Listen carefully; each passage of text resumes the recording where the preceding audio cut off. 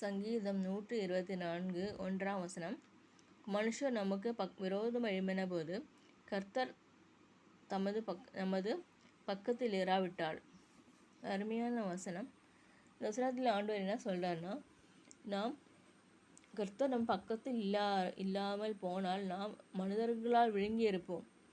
மனுஷர் விரோதமாக எழும்பின மனிதர்கள் விரோதம் எழும்புகிற காரியங்கள் நமக்கு தெரியாதவர்களே நல்லா பேசுவாங்க, ஆனால் அவர்களும் வஞ்சிப்பார்கள். நீங்கள் வஞ்சிக்கப்படா இருக்க எச்சரிக்கையாக இருங்கள். என் வாழ்க்கையில் ஏமாற்றப்படுதல் அதெல்லாம் நான் பார்த்துள்ளேன். நான் கர்த்தராகிய ஆண்டவர் தான் என்னை சரி செய்து வருகிறார். அவர்தான் என்னை ஆசீர்வதித்து வருகிறார். மனிதர்கள் நம்மளை கர்த்தர் பக்கத்தில் இராவிட்ட மனிதர்கள் நம்மளை எழும்புவார்கள், விரோதம் எழும்புகிறார்கள். அடுத்த வசனம். கர்த்தர்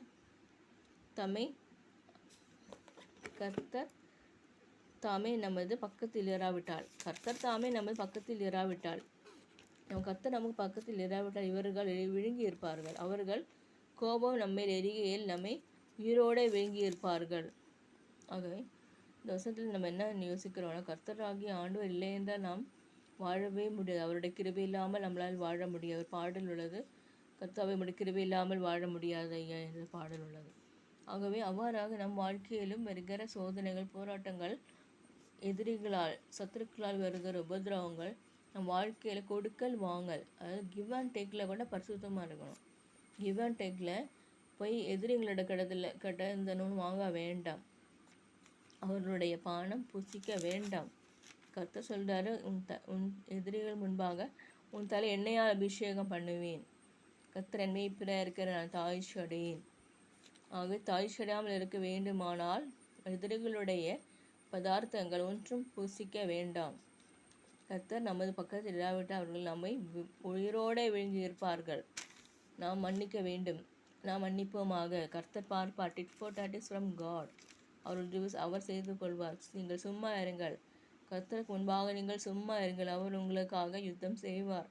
நீங்கள் சும்மா இருங்கள். அதே போல் நீங்கள் அமர்ந்திருந்து நானே தேவன் என்று அறிந்து கொள்ளுங்கள். பூமியில் உயர்ந்திருப்பேன், ஜாதிகளுக்குள்ளே உயர்ந்திருப்பேன். இன்று இயேசுவை பறைசாற்றும் மக்களுக்கு எதிராக நிறைய போராட்டம்.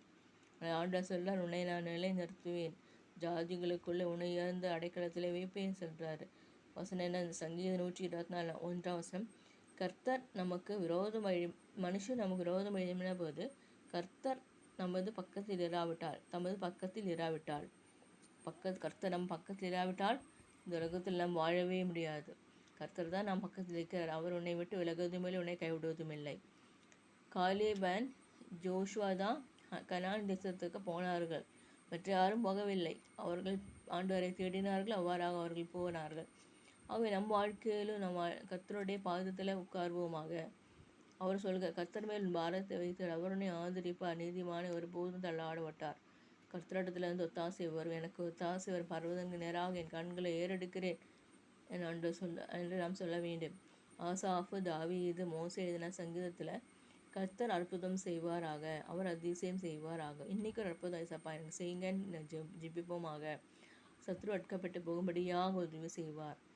சத்துருக்கள் முன்பாக நான் உனக்கு பந்தி ஆயத்தப்படுத்தி உன் தலை எண்ணெயால் அபிஷேகம் பண்ணுவேன் ஆண்டா சொல்றார்.